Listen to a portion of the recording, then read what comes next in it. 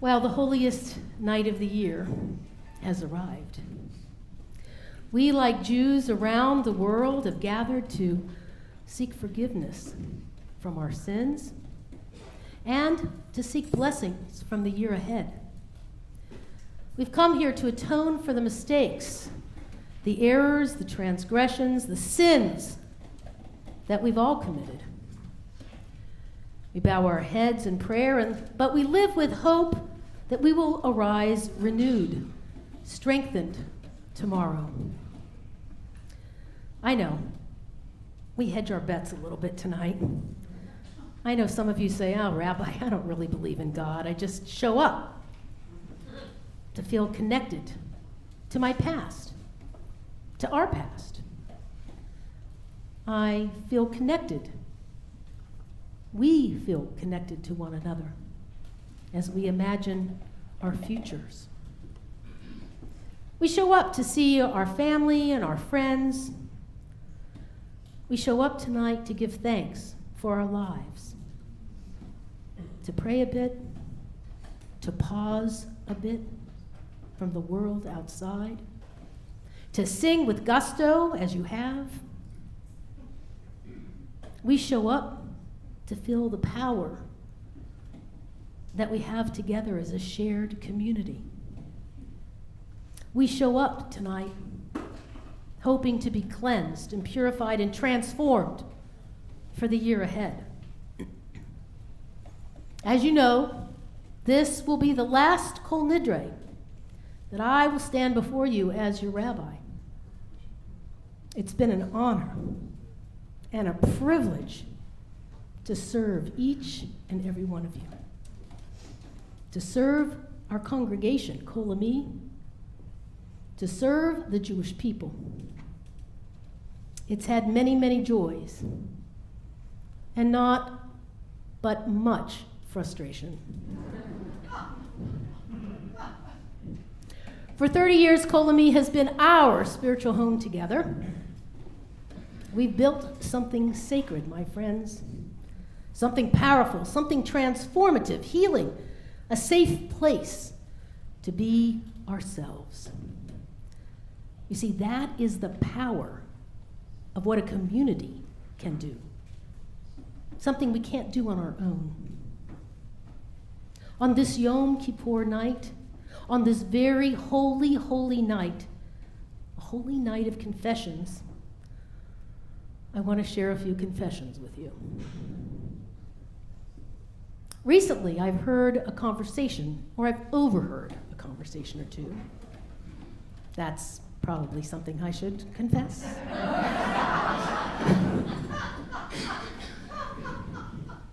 When she's gone, I'm not staying. My connection was to Denise, not the congregation. This, I have to tell you, is like a knife in my heart. If this is how many of you actually feel, chatati, I have sinned. I have failed as a rabbi, and I've missed the mark. You see, we built Kol Ami as an idea, to build a community where you and I could be all of ourselves. A place where we didn't have to compartmentalize our sexuality from our humanity or our Judaism. A place where Jews by choice and Jews by birth could both feel at home and treated and respected with honor. A place for Jews of all colors and ethnic heritages to celebrate. A place of music and the arts. A synagogue that would use best practices and strive for excellence in everything that we did. A synagogue that would offer serious adult learning. A community that was dedicated to social justice and social action. A synagogue community where those in 12-step programs would always find welcome and celebration. And we've done that together. Not me alone, but together, all of us. Some of you have been more involved than others through the years, granted. But each and every one of you have played a really important part in carving out this holy place and the sacred relationship that we have had together, Rabbi and congregation. My friends, if you want to pay tribute and to honor our sacred relationship and partnership through these last 30 years, then I am challenging each of you on this Kol Nidre night, on this holy, holy night, not to abandon our ideals. On Rosh Hashanah, I told you I would share with you 7 of the main messages of my sermons throughout the years. A recap, if you will, of my most important teachings that I've had through my 35 years of being a rabbi. And one of the 7 sacred sermons that I have shared with you through the years is the power of community. Rabbi Hillel taught in Pirkei Avot, Im ein ani li mili uksha'ani la'atzmi ma'ani v'im lo akshav matai. Rabbi Hillel used to say, if I am not for myself, who is for me? And when I am only for myself, what am I? And if not now, when? By definition, the power and strength of a community is that we are biyachad, together. That we're not here alone just about ourselves. We're here for each other. One of the lessons that I have tried to convey through the years to each of you, through the many decades, is about showing up for each other. Listen, I know we're not all friends. That's not what a community is about. It's just a nice after effect that you might have made some friends while you were here. But it is a sacred community. We've prayed together, we've laughed together, we've cried together, we've danced together, we've been activists together, and at times we've gotten really pissed off at one another. But there is something greater than all of these.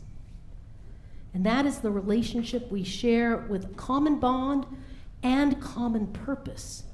The relationship as members of the Kol Ami community. If I am only for myself, what am I? Asked Rabbi Hillel. Some of you have this equation wrong, I'm afraid. Kol Ami is not Rabbi Eger's shul. It is not about me. It's never been about me. Kol Ami, which means the voice of my people, and that name was intentional, is about each one of you. Biyachad, together. A collective. What we call a kehillah kedosha, a sacred, holy congregation. We have persevered through some really difficult times. We were formed in the height of the AIDS crisis. As our loved ones were sick and dying, AZT wasn't even a regular part of the formulary then. And we fought for our loved ones. We fought for funding. We were arrested in protests, lying down in the streets right here in West Hollywood and downtown to get the money and help that we needed when there was none. And we continue that commitment to those with HIV in our community today with our support group here that meets monthly on Shabbat. And our annual World AIDS Day observances, December 1st, it's a Thursday after Thanksgiving, show up and remember. We fought for marriage equality, phone banking right in this very room at really long tables night after night, fighting the right-wing conservatives and evangelicals at every move.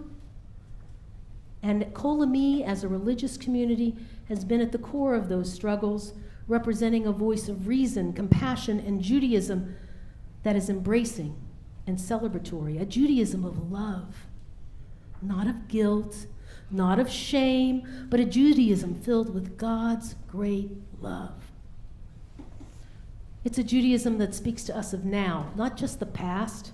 A Judaism that brings the best of our traditions to be reshaped in this here and now, laying the groundwork for the future. So tonight, when the gates of heaven are open to us and our prayers, I share with you this story in hopes that you will keep the legacy of Congregation Kol Ami alive and strong, that you will not abandon this sacred place we've built together, that you will not be punitive or withhold needed funds to help our congregation move into the next 30 years. I don't need parties or celebrations or tributes as I retire. I need you to give to this congregation and sustain it with your money, with your time, with your passion, and with your caring. As I said on Rosh Hashanah, we have no place to go but Kadima, forward, together. We built Kol Ami not just for our time, but for the future generations. Our own children, many of whom are now grown, and for people who are searching for a safe, spiritual Jewish place, regardless of color, birth status, sexual orientation, or gender identity, single or partnered, married or divorced, those with Jewish spouses and those with non-Jewish spouses, in recovery or simply curious about living a Jewish life of meaning. Whatever your it, that is why Kol Ami has existed. And we built this congregation not just for its time, like these past 30 years, but we thought we were building an institution that we prayed would outlast each and every one of us and leave a legacy of hope and endurance way beyond 30 years, a treasure to be shared. So here's a story written by my colleague, Rabbi Neil Amswish, and it's called The Treasure. There once was a king who gave a man a treasure map. This map, said the king, is the map to the greatest treasure you can ever find. The man snatched up the map and rushed away from the king without even a word of thanks. So set was he on finding that treasure. He looked over the map. It had a date and location on it, a place far, far away. He knew it would be a long and difficult journey, but the date was coming close and he knew he had to set off immediately. At times the man felt like giving up, but he persevered and eventually he found himself at the top of the mountain, exactly at the location on the map, where the map told him the treasure would be. He started to dig with his bare hands because he had left in such a hurry he didn't bring any tools with him. And after a while, his hands were red and sore, and he started to really regret ever looking for that treasure. In a last desperate effort, he began to dig furiously. And after a short while, a shadow loomed over the small hole that he had made. And there was a woman, holding in her hand the exact same map that the king had given him. "Where did you get that map?" he asked. And she answered, "I got it from the king." "Well then, you must be looking for that treasure too." And she said, "I am." "Well, let's combine our efforts and I'll split the treasure with you. We can dig faster before anyone else comes and takes our treasure." And so they did. Working their fingers to the bone, they dug and dug, but to no avail. And it wasn't long before another person arrived with an identical map in his hand. And then, as the man and woman looked up, thousands of people, the entire kingdom, were all walking towards the mountain. Eventually, they had all pulled their efforts, and one by one, they had dug and dug into the mountain until there was virtually no mountain left at all. They found no treasure. They were very despondent, and every person from the kingdom slunk back to their homes and put the maps aside. But a strange thing happened. Round about the same time next year, everyone remembered suddenly they had a map. And they realized perhaps maybe the date was wrong on the map and it referred now to this new year. Almost simultaneously, everyone in the kingdom set off for what was left of the mountain.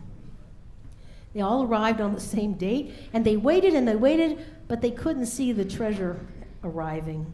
They dug a little more, but quickly gave up since it had been so futile last year. Once again disappointed, the people returned home in frustration, and they agreed to go their separate ways. And so this went on for many, many years. The date would draw near, and there'd be a sudden frenzy of activity, and there was a journey and a little bit of digging, and there was disappointment. And each year the mountain got smaller and smaller, and still no one could find the treasure. Each year the people left extremely frustrated. Eventually, some of the original treasure hunters actually died, but passed the map on to their children in hope that the family might come to enjoy the treasure. But year after year, they returned to the same spot and at the same time dug a little and left unsatisfied. One day, a young girl finally went to the king. "Your Holiness," she asked, "why did you give my family this map? Why did you give every family a map?" The king looked at her sadly. "Because I had a treasure I wanted you to share. But we've dug at the mountain so much. There can't possibly be any treasure there," the little girl said. "Did you look to see what was on top of my mountain?" said the king. "Just people," replied the girl, "but no treasure." The king sighed. "I brought you together on one day so that you could see how much of a treasure you all are to me. But you were so blinded by self-interest that you failed me. You rushed into the journey year after year, unprepared, and each year you came out with your hands bloodied. You destroyed my precious mountain, upon which I presented you the greatest treasure of all, a community. But you were so self-obsessed that you scurried about in the mud instead of searching within yourselves. Even worse, you started turning up merely out of habit and engaging in the ritual exploration that absolutely meant nothing to you." The girl hung her head. "But why didn't you just tell us this? Why make us go through all of this trouble, King? How were we meant to even know it?" The king smiled. "All that was needed was for you to ask. And now you've asked. So you can go back and tell everyone that there's nothing more precious than the supportive community who put their own self-interests aside in order to value each other. There's nothing more valuable to me," said the king, "than a community that honestly seeks meaning together. This is the mountain I presented you with, the world's most precious gift, but you destroyed it. Now, on that date I gave you at the start of every year, I want you to gather together and build a little bit of that mountaintop back. Every year on the high holy days, I want the entire community to gather to learn that they are precious, but only when they appreciate the value in one another, when they build together and not wear the world down. And I want you to tell them that they cannot simply rush their way to the mountain, but they have to prepare. I shall call the month before Rosh Hashanah Elul, and it is this month that everyone in the community must prepare themselves for the rebuilding of my mountain. This month is a royal decree, but it is also a present, so that everyone, when they turn up on the high holy days prepared and invigorated, that this year, during the holy days, and particularly on Yom Kippur, when the community comes together on the most holy day, you will understand what I have given you," said the king, "a kahila kadosha, a sacred community." The girl smiled, left the king's presence, and she told the community all that had been said. And next year, during the high holy days, the community journeyed to the mountain in a different sense. And they arrived as a community together on Yom Kippur, and they started rebuilding the mountain, and then they left as one. My friends, it is time to rebuild anew this community. Do not abandon her to your self-interests. It's been happening over the course of the last several years. Instead, strengthen and rebuild what we have for future generations. If anything, our Open Yad project, our young professionals group of 20s and 30s, has proven that Kol Ami is more relevant to now than ever, and it is still unique. Build the future together. From every generation, we need to rebuild the mountaintop. Like Moses, who climbed Mount Nebo and looked out at the promised land but did not enter, I will look to each of you to help bring Kol Ami into its next iteration.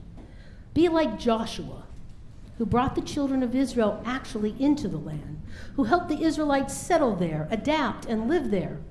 Find the treasure in each other as in the story, and rebuild the mountain of Kol Ami for yourselves, but most importantly, for future generations. Just as our Torah portion tomorrow morning will say, it's not too hard for you to do. You just have to decide to do it. And then move forward, Kadima. And I will cheer you on as I have done for the last 30 years, and some of you for even longer than that. On this Yom Kippur Day of Atonement, a day of learning to be at one with God, a day of learning to be at one with community, my prayer for Kol Ami and my prayer for each one of you is to be at peace with each other. Chazak ve'amatz, be strong and of good courage. These are the words God speaks to Joshua. Let not the Sefer Torah cease from your lips, but recite it day and night, so that you may observe faithfully all that is written in it. Only then will you prosper in all of your undertakings, and only then will you be successful. I charge you, said God to Joshua, be strong and resolute. Do not be terrified or dismayed, for Adonai your God is with you wherever you go. This is the promise God made to Joshua and the Israelites after Moses was gone. I know that through each of you, God will continue that promise for our community. I know that we need to learn to say to one another, Chazak ve'amatz, be strong and resolute. Chazak, chazak, v'nitchazek, we say when we come to the end of a chapter of the Torah, a book of the Torah. Be strong and be strong and be strengthened on this Kol Nidre night. Let the music strengthen you. Let your prayers strengthen you. Let forgiveness strengthen you. Let the people to the right of you strengthen you. The people to the left of you strengthen you. The people behind you and in front of you that you don't even know their name. Let them strengthen you. Chazak, chazak, v'nitchazek. Ken yehi ratzon, so may it be God's will.